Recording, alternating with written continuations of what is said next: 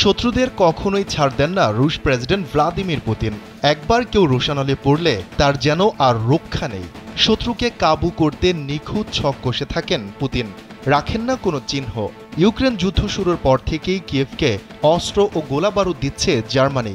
দেশটির শীর্ষ অস্ত্র প্রস্তুতকারী কোম্পানি রাইন মেটাল ইউক্রেনকে দেয় কামানের গোলা ও সামরিক যানবাহন, যা রাগিয়ে তোলে পুতিনকে। স্বভাব মতোই রাশিয়ার লৌহ মানব ওত পেতেছিলেন সুযোগ এলেই হত্যা করবেন কোম্পানিটির সিইওকে। কিন্তু আগে ভাগে এই বিষয়টি জেনে যায় মার্কিন গোয়েন্দা সংস্থা সিআইএ। তারা জার্মান প্রশাসনকে খবরটি জানিয়ে দেয়। এরপরই নড়ে চড়ে বসে দেশটির গোয়েন্দারা। নিরাপত্তার চাদরে মুড়ে দেয়া হয় রাইন মেটালের সিইওকে। 250-টিরও বেশি ডিজাইন অপশন নিয়ে ওয়ালটন স্মার্ট ফ্রিজ, বোঝে আপনার প্রয়োজন। ব্রিটিশ সংবাদ মাধ্যম বিবিসি জানিয়েছে, জার্মানির শীর্ষ অস্ত্র প্রস্তুতকারী কোম্পানি রাইন মেটালের প্রধান নির্বাহী কর্মকর্তাকে গুপ্ত হত্যার ষড়যন্ত্র করেছিল রাশিয়া। গেল শুক্রবার দেশটির সরকারি কর্মকর্তারা এই তথ্য প্রথমবারের মতো প্রকাশ করেছেন। প্রতিবেদনে বলা হয়, বিষয় সংশ্লিষ্ট একটি সূত্র সিএনএনকে ষড়যন্ত্রের বিষয়টি নিশ্চিত করেছেন। তিনি বলেছেন, চলতি বছরের শুরুর দিকেই রাইন মেটালের সিইও আর্মিন পাপেরগারকে রাশিয়ার গুপ্ত হত্যার ষড়যন্ত্র সম্পর্কে জার্মানির কর্মকর্তাদের সতর্ক করে যুক্তরাষ্ট্র। এরপর তার নিরাপত্তা বাড়ানো হয়।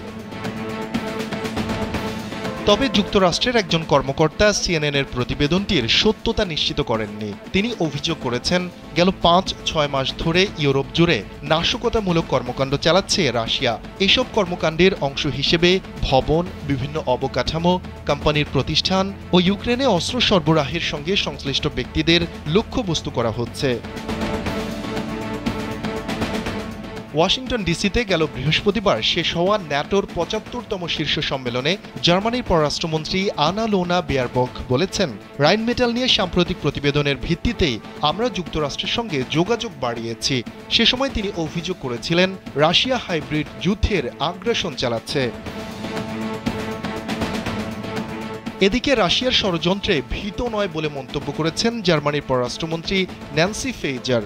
তিনি বলেন, জার্মানিতে রুশ হুমকি মোকাবিলায় তারা সম্ভাব্য সবকিছুই করবেন। অন্যদিকে সব অভিযোগ প্রত্যাখ্যান করে ক্রেমলিনের মুখপাত্র দিমিত্রি পেসকভ বলেছেন, এটা আরেকটি মিথ্যা গল্প, তাই এ ধরনের প্রতিবেদন গুরুত্ব সহকারে নেয়ার কিছুই নেই। শফিকুল ইসলাম শান্ত, কালবেলা ডেস্ক।